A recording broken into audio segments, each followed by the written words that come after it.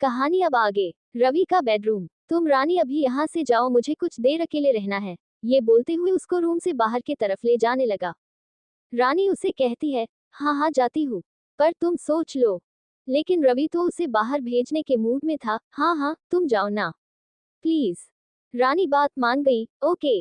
रवि खुद से ही बोलता हुआ, सच में क्या मैं पिया से प्यार करता हूँ? ये बात सोचकर मुझे इतना खुशी क्यों हो रहा है? क्या वो भी मुझसे प्यार करती होंगी? लेकिन मैंने उसके साथ अभी तक जैसा बर्ताव किया है उससे तो नहीं लगता है कि वो मुझसे प्यार करेगी। पर रानी ने तो बात बात में ये बोला था कि पिया भी मुझसे प्यार करती है। भले उसने बात बदल दी हो, अब जो होगा देखा जाएगा। अब मैं और अपने प्यार से नहीं लड़ सकता हूँ। मेरे मन जो भी है उसके लिए मैं उसे आज बता दूंगा। बाकी उसका फैसला जो भी होगा मुझे मंजूर है। ये कहते हुए वो पिया के पास चल दिया। पिया रसोई घर में ही कुछ काम कर रही थी। रानी भी वहीं पर थी। रानी पिया से बोलती है, दीदी मेरी और रवि की जोड़ी आपको कैसी लगती है?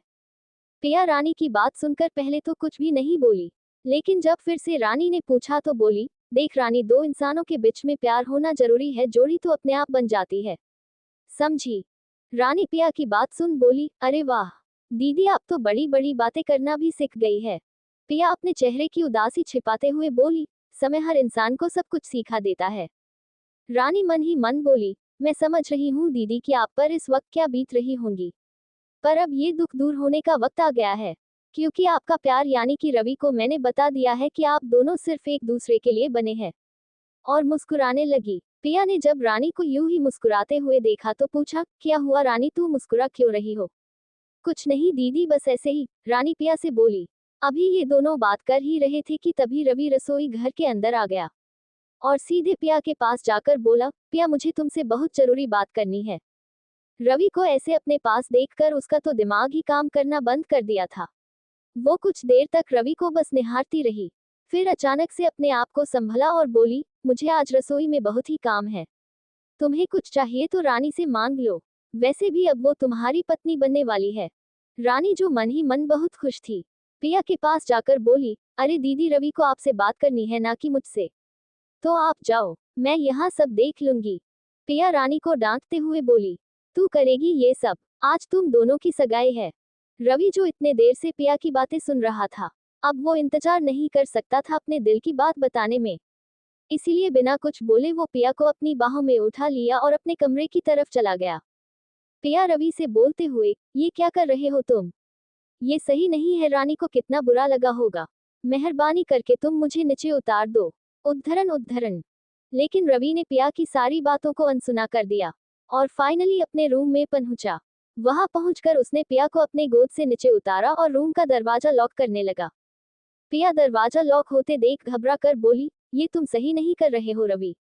देखो मैं अभी भी बोल रही हूँ, मुझे जाने दो, वरना मैं तुम्हें इस गमले से मर दूंगी। रवि पिया की बात सुनकर हंसते हुए बोला, अच्छा तुम मुझे मारोगी तो मारो, और आहिस्ता आहिस्ता उसकी तरफ अपने कदम बढ़ाने लगा। पिया रवि को ऐसे अचानक अपने इतने पास आते देख वो डर गई, क्योंकि रवि ने एक बार पहले भी उसके साथ बदतमीजी करने की कोशिश की थी।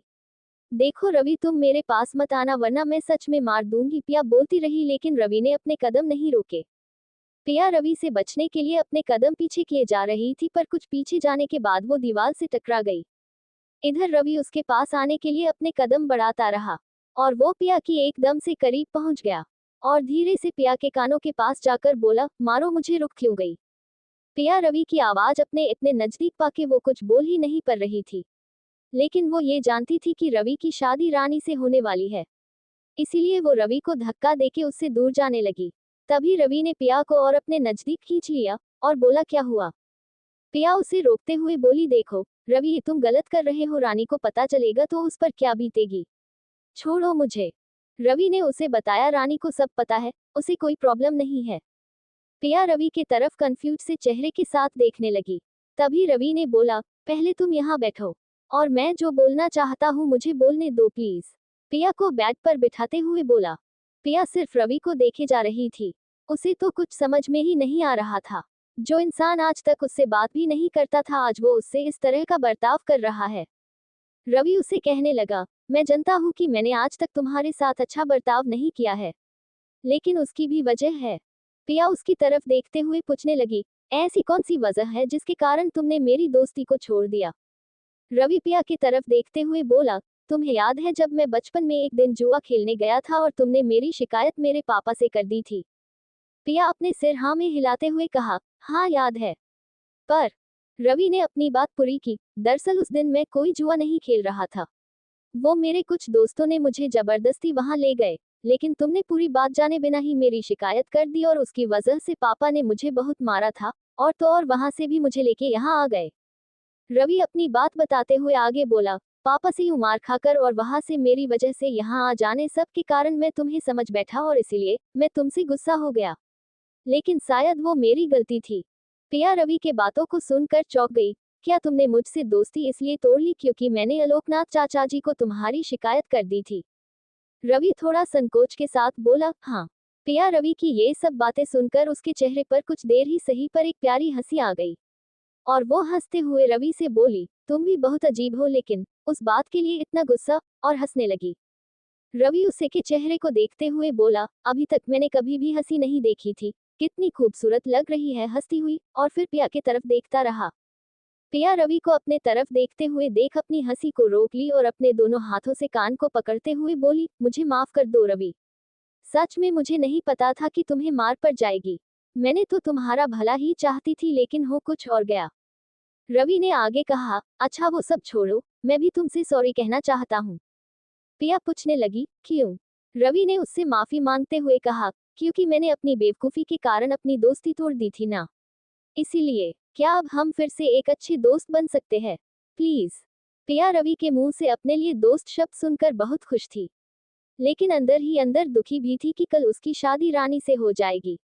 पर वो रवि के सामने अपने तकलीफ को दिखा बजी नहीं सकती थी, क्योंकि उसे तो लगता था कि वो उसे सिर्फ दोस्त मानता है और कुछ नहीं।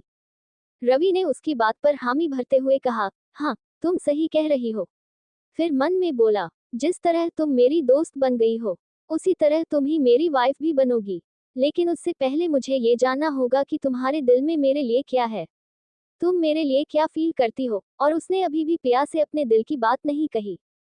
पिया रवि को बोलते हुए, क्या हुआ? तुम क्या सोचने लग गए? रवि ने ना में अपना सिर हिलाया, कुछ नहीं, बस ऐसे ही। क्या तुम मुझे जैसे बचपन में चाय पिलाती थी आज नहीं पिलाओगी? पिया खुश होते हुए, हाँ क्यों नहीं, मैं बनाकर लाती हूँ। और वो चली गई। इधर रवि पिया को जाते देखकर बोला, कल शादी से पहले मैं ये जानकर रहूंगा कि तुम भी मुझसे प्यारी करती हो या। और वो चुप हो गया। पिया रसोई घर में चाय बना रही थी, और वो भी काफी खुशी से, क्योंकि आखिर आज रवि ने इसे इतने प्यारी से जो चाय बनाने बोला था। लेकिन तभी अचानक से उसके दिल से एक आवाज आई, ये क्या कर रही है तू पिया? क्या तुझे पता नहीं है कि कल रवि किसी और का हो जाएगा? क्या तू ये देख पाएगी? पिया, जो कि अब तक बहुत खुश थी, एकाएक ये बात सुनकर बहुत दुखी हो गई और रोने लगी। नहीं नहीं, मैं रवि को किसी और के साथ नहीं देख सकती हूँ। मैं यहाँ से चली जाऊंगी, उसी में सबकी भलाई है। ये कहते हुए वो रो पड़ी और खुद से बोली, नहीं पिया, तुझे ये करना ही होगा। और वो रसोई घर से गेस्ट रूम में चली गई। वहां पर उसे रानी नहीं दिखी। पिया खुद से ही बोलते हुए, अच्छा है अभी रानी यहाँ नहीं है, नहीं तो मैं उसे क्या बोलती। जल्दी से अपना सामान ले लेती हूँ। और वो अपना सामान पैक करने लगी। फिर वो रवि के कमरे में जाके उसको चाय देते हुए बोली, आज तो मैंने तुम्हें चाय पिलाई, लेकिन कल से तुम्हारी पत्नी तुम्हें चाय देगी। रवि पिया की भावनाओं को समझ नहीं पाया। उसे लगा कि वो ऐसे ही बोल रही है, और खुद मजाक करते हुए बोला, क्यों, कल से तुम नहीं रहोगी? पिया रवि के बातों को सुनकर मन में बोली, सच में मैं कल यहाँ नहीं रहूंगी। पर उसने रवि से कुछ नहीं कहा और अपने कमरे में चली गई। आज शाम में सगाई थी, इसीलिए उससे पहले ही पिया चली जाना चाहती थी। उसने किया भी ऐसा ही। जब सभी अपने अपने कामों में बिजी थे, तभी पिया ने घर के पीछे वाले दरवाजे से निकलना अच्छा समझा, और वो घर छोड़कर चली गई। अभी इस बात का किसी को कोई अंदाजा भी नहीं था। रानी जब अपने कमरे में गई पिया से उसे कुछ काम था, तो उसे पिया वहां नहीं मिली, तो वो रसोई घर चली गई। उसे लगा कि पिया वहीं पर होगी, पर जब से पिया वहां भी नहीं दिखी तो वो टेंशन में आ गई और खुद से ही बोली, ये दीदी कहाँ चली गई? अब तो मुझे कुछ सही नहीं लग रहा है, मुझे सबसे पूछना चाहिए। और ये बोलकर वो देविका के पास जाते हुए बोली, आंटी आपने दीदी को देखा है? वो कहीं दिखाई नहीं दे रही है। देविका ने भी ना में सिर हिलाते हुए कहा, नहीं बेटा, पिया को तो बहुत देर से मैंने भी नहीं देखा है। हो सकता है वो रसोई घर में होंगी। लेकिन रानी काफी परेशान हो गई। उसने देविका की बात का जवाब दिया, नहीं आंटी, मैंने वहां भी देख लिया है, दीदी वहां भी नहीं है। तभी रवि अपने रूम से नीचे ही आ रहा था। वो रानी की बात सुन परेशान होते हुए रानी से पूछने लगा, क्या हुआ? पिया नहीं मिली। रानी ने उसे बताया, हाँ रवि, मैंने सारा घर देख लिया है, लेकिन दीदी मुझे कहीं नहीं मिली। कहीं वो? रवि उसे देखते हुए बोला, नहीं मिल रही का मतलब क्या है तुम्हारा? तभी रानी ने कहा, शायद दीदी तुम्हारी शादी होते हुए किसी और के साथ नहीं देख सकती थी, इसीलिए वो घर छोड़कर।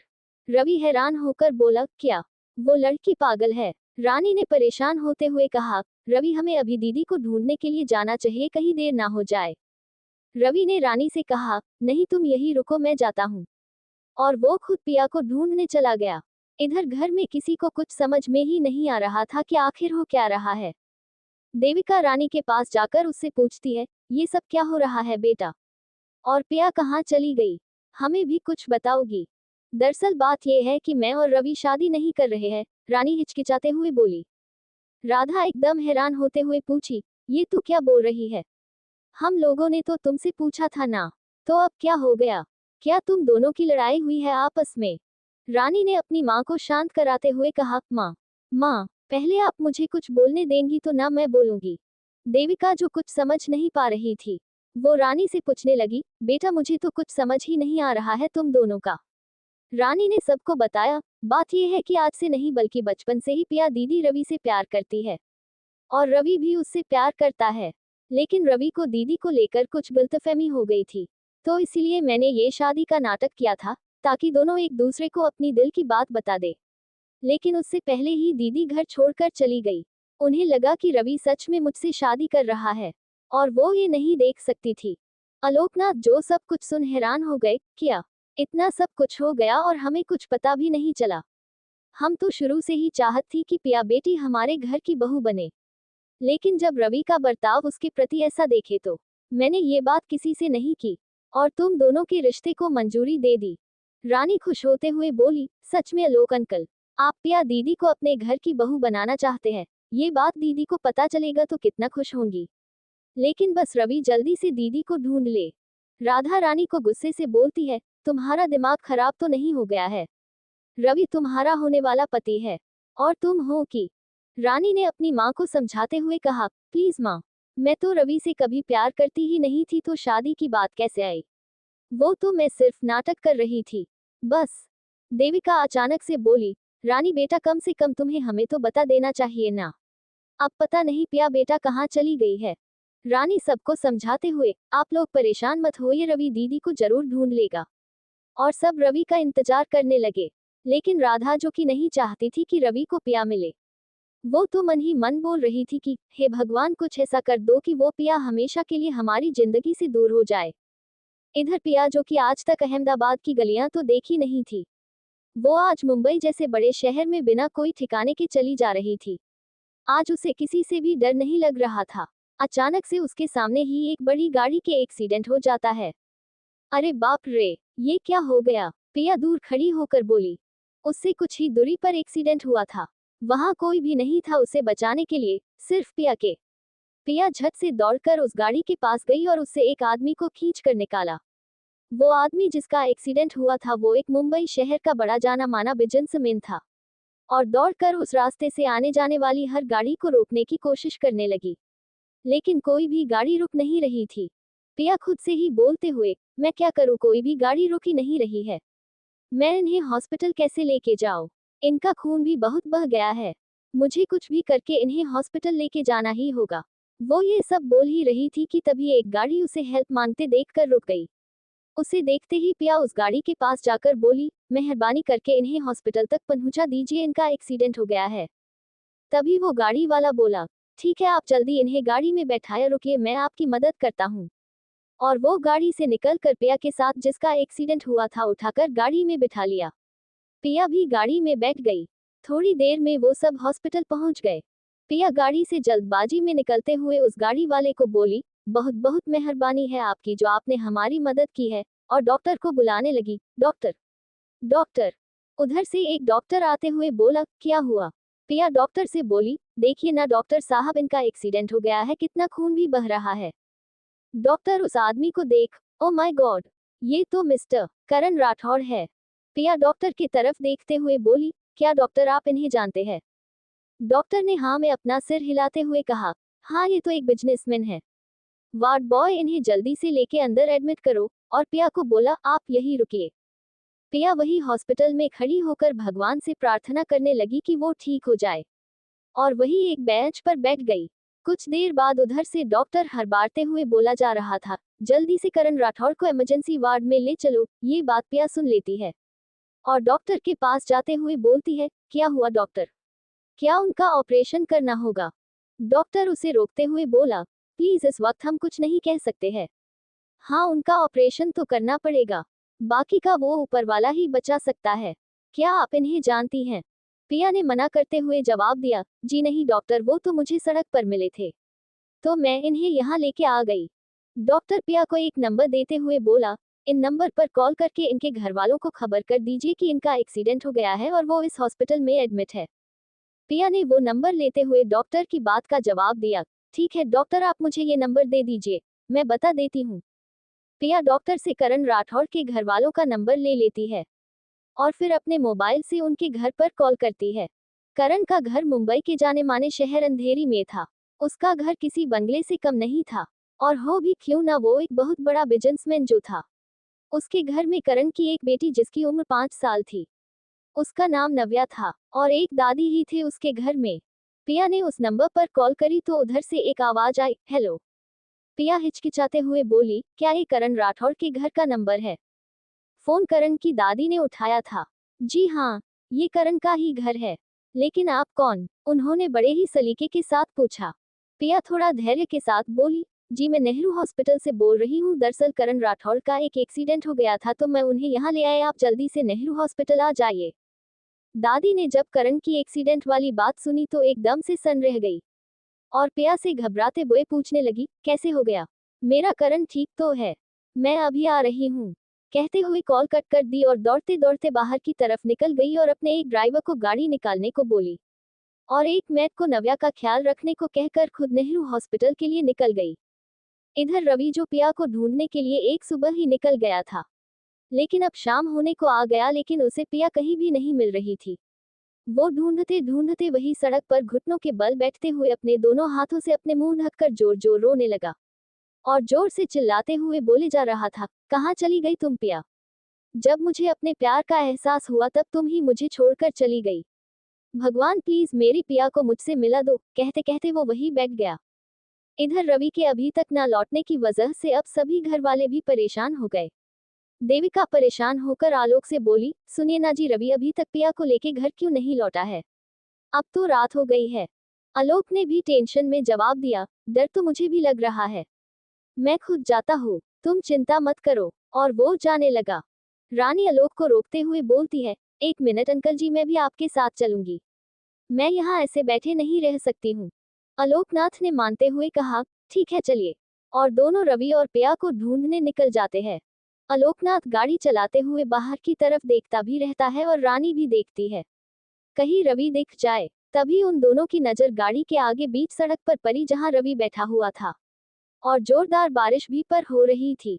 आलोक ने गाड़ी को तुरंत रोक दिया और खुद गाड़ी से निकलकर रवि के पास दौड़ता हुआ पहुंचकर उसे उठाने की कोशिश करते हुए पूछा, क्या हुआ बेटा, तुम यहाँ इस हाल में रो क्यों रहे हो?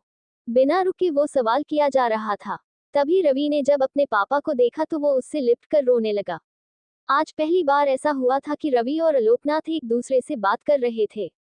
रानी उसे इस हाल में देख घबराते हुए पूछने लगी, रवि तुम यहाँ क्या कर रहे हो? और पिया दीदी कहाँ है? कुछ तो बोलो। रवि रानी के बातों का कोई जवाब ना देते हुए अपने पापा के सीने से लगे रोए जा रहा था। आलोक ने रानी से कहा, रानी बेटा पहले हम रवि को घर ले चलते हैं, उसके बाद इनसे पूछेंगे कि क्या हुआ। ये भीग भी बहुत गए हैं, पता नहीं दीदी कहाँ होंगी, किस हाल में होंगी, रानी मन ही मन सोच रही थी। पर जब अंकल ने घर जाने वाली बात कही तो अब घर जाके ही रवि कुछ बता पाएगा। जी अंकल चलिए। और दोनों गाड़ी में बैठ गए और रवि को भी बिठा लिया और घर की तरफ चल दिए। इधर हॉस्पिटल में पिया अभी भी बैठी हुई थी और सोच रही थी कि अब तो रवि और रानी की शादी हो भी गई होगी। ये सोचते ही उसके आंखों से आंसू अपने आप निकलने लगे। तभी उसकी तरफ एक बूढ़ी औरत भागती हुई पहुंचती है और अपने लड़खड़ाते हुए आवाज में बोलती है, कहाँ है मेरा पोता? कहाँ है? पहले तो पिया कुछ समझ नहीं पाती है। वो दादी से पूछती है, माफ कीजिए, आप क्या बोल रही है, मैं समझ नहीं पा रही हूँ। दादी उसे देखते हुए बोली, तुम्ही ने फोन किया था ना, मेरा करण कहाँ है? ये सुनकर पिया समझ गई कि ये करण राठौर की परिवार की सदस्य है। पिया समझ गई और कहने लगी, अच्छा आप आ गई। अभी कुछ देर पहले डॉक्टर उन्हें ऑपरेशन थिएटर ले गए हैं। दादी ये सब सुनकर अपने होश खोने लगती है और जमीन पर गिरने ही वाली होती है कि तभी पिया उन्हें संभालते हुए बोलती है, दादी आप भगवान पर भरोसा रखिए, वो सब ठीक कर देंगे। आप पहले यहाँ बैठिए। उन्हें एक बेंच पर बिठाते हुए बोली, दादी आप तो बड़ी है ना, आपके पोते को कुछ नहीं होगा, आपको बस हिम्मत रखनी होगी। अभी पिया दादी को ढाढ़स दे ही रही थी, तभी उधर से डॉक्टर निकल कर आते हुए बोले, अब मिस्टर करण खतरे से बाहर है, हमने उन्हें रूम में शिफ्ट कर दिया है और सुबह तक उन्हें होश भी आ जाएगा। दादी खुश होते हुए बोली, सच डॉक्टर साहब, मेरा पोता अब ठीक है। भगवान तेरा लाख लाख शुक्रिया, जो तूने मेरे पोते को बचा लिया। पिया दादी से बोली, अब आप यहीं बैठकर कुछ देर आराम कर लीजिए, मैं अब चलती हूँ। दादी उसे रोकते हुए बोली, बेटे तुम कहाँ जी रही हो? आज शायद तुम ना होती हो, मेरा पोता यहाँ ना होता, तुम मेरे साथ यहीं रुक जाओ ना। पिया मन में सोचते हुए बोली, वैसे भी मैं कहाँ जाऊंगी ये मुझे भी नहीं पता है, अभी यहीं रुक जाती हूँ, कम से कम दादी की कुछ मदद तो हो जाएगी। वो दादी की बात मान वहीं रुक गई।